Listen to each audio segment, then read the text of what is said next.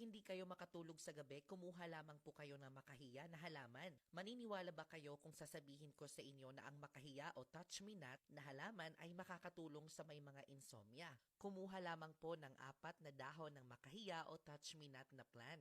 Hugasan ito at ilagay sa mainit na tubig at inumin gawing tea. Ayon sa ating pananaliksik na ang halamang ito ay naglalaman ng anti-stress properties na pwedeng makapag-relax at makatulong sa mahimbing na pagtulog matapos uminom ng tea na gawa sa halaman na ito. Ngayon mo lang ba ito nalaman? I-comment mo naman na yes at i-share mo ang video na ito.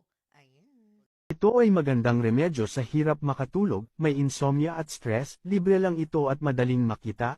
Ito ang halamang gamot na damong Maria kung tawagin. Sa nahihirapan na makatulog, stress at gusto ma-relax ang isipan, ay pwede mo itong subukang gawin. Kumuha ng 5 hanggang 7 dahon ng damong Maria at hugasan itong mabuti. Pagkatapos ay ilagay sa isang baso, lagyan ng tubig na mainit, takpan mo ito at ibabad sa loob ng 10 minuto at pagkatapos ay mayroon ka ng pamparelax at pampatulog na tsaa, pwede mo nang itong inumin sa gabi bago matulog. Sa ganitong paraan ay matutulungan ka na makatulog ng mahimbing at ma-relax ang isipan. Maari mo itong e-share para malaman ng iba.